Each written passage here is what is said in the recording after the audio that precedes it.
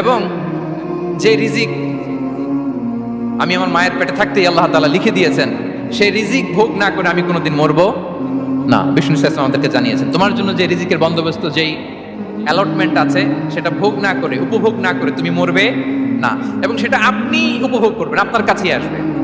ধরুন আপনারা যে ফল আমেরিকাতে খান, এটা কি আমেরিকায় চাষ হয় ফল, নাকি কানাডা মেক্সিকো থেকে আসে? কোত্থেকে আসে? কোত্থেকে? এখানেই হয়, আবার বাইরে থেকেও আসে। Okay fine. লেটস সে আপনি যেই অ্যাপেলটা দিয়ে আজকে ব্রেকফাস্ট করলেন, যে অ্যাপেলটা আপনি খেলেন, এটা মেক্সিকো থেকে এসেছে। ওই অ্যাপেলটা যখন কুড়ি অবস্থায় ছিল, মুকুল অবস্থায় ছিল, তখনই ওটার মধ্যে আপনার নাম লেখা। এর মধ্যে কত পাখি এসে ওই গাছে বসেছে, কত মুকুল নষ্ট করেছে, ওইটা নষ্ট করে নাই, কারণ ওইটা আপনি খাবেন। ওইটা পুষ্ট হয়ে সুন্দর একটা ফল হয়ে ইম্পোর্টেড হয়ে এটা আমেরিকাতে আসলো, আমেরিকার বাজারে। অনেক মানুষ ওই ফলটা সুপার মার্কেটে যে ধরে চড়ে নেড়ে আবার রেখে দিয়ে চলে গেছে, নেয় নাই।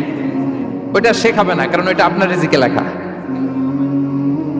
ওই ফল আপনি নিয়ে আসলেন, বাসায় অনেকে অ্যাপেল খাচ্ছে, কিন্তু ওই অ্যাপেলটা খাবে না, কারণ এটা কে খাবে? সুবহানাল্লাহ পড়তে পারলেন না মজা করে? আল্লাহু আকবার। আপনার জন্য যে রিজিক নির্ধারিত, এটা আপনিই খাবেন। এর মধ্যে আপনি মরে যেতে পারতেন, বাসা থেকে অন্য কোথাও চলে যেতে পারতেন, কিন্তু না, মরবেনও না, অন্য কোথাও যাবেনও না ওইটা খাওয়ার আগে। This is the essence of risk, this is the essence of provision, sustenance.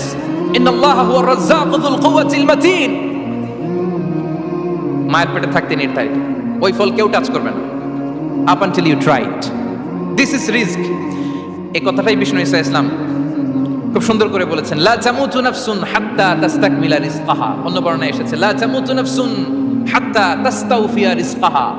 মানুষের জন্য যে রিজিকের বরাদ্দ, সেটা উপভোগ না করে, সেটা না খেয়ে ওই মানুষ এই দুনিয়া থেকে বিদায় নিতে পারে না। তাহলে আমার রিস্ক ভোগ না করে আমি মরবো না, এবং এটা যেহেতু আপনার জন্য নির্ধারিত, এটা আপনি পাবেনই। এখন এটা কি হালাল পন্থায় আপনি পাবেন না হারাম পন্থায় পাবেন, দ্যাট ইজ ইউর ডিসিশন। আপনার রিস্ক আপনার কাছে আসবে। এটা নির্ধারিত না অনির্ধারিত বলেন তো? আমি সবার কাছ থেকে শুনবো, রিস্ক নির্ধারিত না অনির্ধারিত? ফিক্সড, নির্ধারিত। ফর এন এক্সাম্পল, ধরুন আপনি সারা জীবনে 1 কোটি টাকা ইনকাম করবেন। কয় কোটি? 1 কোটি টাকা ইনকাম করবেন, এটা নির্ধারিত, আল্লাহ তাআলা ফিক্স করে ফেলেছেন, এটা আল্লাহর সিদ্ধান্ত। কিন্তু এই 1 কোটি হালাল পন্থায় আপনি উপার্জন করবেন না হারাম পন্থায়, এটা আপনার সিদ্ধান্ত। So now the decision is yours. যদি আপনি পরিশ্রমী হন, যদি আপনি সৎ পথ অবলম্বন করেন, তাহলে ওই 1 কোটি আসবে আপনার কাছে, কিন্তু হালাল পন্থায়। আর যদি আপনি হালাল হারাম মিক্স করেন, টেবিলের উপর দিয়েও নেন, নিচ দিয়েও নেন, আসবে কিন্তু 1 কোটি। আসবে কয় কোটি? কথা বোঝে নাই বোধহয়। টেবিলের নিচ দিয়েও যদি নেন, সারা জীবনে আপনি পাবেন কত? 1 কোটি। So now the decision is years. সিদ্ধান্ত আপনার। হালাল পন্থায় উপার্জন করবেন না হারাম পন্থায়? বলেন হালাল না হারাম? হারামের সাথে আমাদের কোনো সম্পর্ক? হারামকে আমরা এই কনভেনশন সেন্টার থেকে না বলে দিলাম, আওয়াজ করে বলুন নো। হারামের সাথে আমাদের কোনো সম্পর্ক? আল্লাহ তাআলার দেয়া বরাদ্দ রিস্ক আমরা হালাল পন্থায় উপার্জন করবো ইনশাআল্লাহ। বলেন। তাহলে মায়ের পেট থেকে নির্ধারিত হয়ে গেল, আমারটা আমি পেলাম, হালাল ভাবে আমি নিব। আরেকটা জিনিস মনে রাখতে হবে যে কেউ কারো রিজিকে ভাগ বসায় না, কেউ না। আমরা অনেকে মনে করি যে আমি ওকে দিলাম, ওকে খাওয়াইলাম, আমি বোধহয় খাওয়াইলাম। না, সে আপনারটা খায় নাই, সে তার রিজিকই খেয়েছে। আমাদের ঘরে আমাদের বন্ধু বান্ধব আসে অনেক সময়, আমাদের ঘরে অনেক সময় অতিথি আসে, তাদেরকে আমরা আপ্যায়ন করি, তাদেরকে খাওয়াই।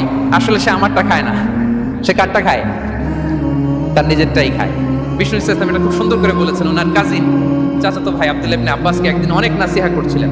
করতে করতে এক পর্যায়ে তিনি বললেন, ওয়া আলাম, ইবনে আব্বাসকে বলছেন, ওয়া আলাম আন্না মা আসাবাকা লাম ইয়াকুন লিইখতিআক ওয়া মা আখতাআকা লাম ইয়াকুন লিইউসিবাক।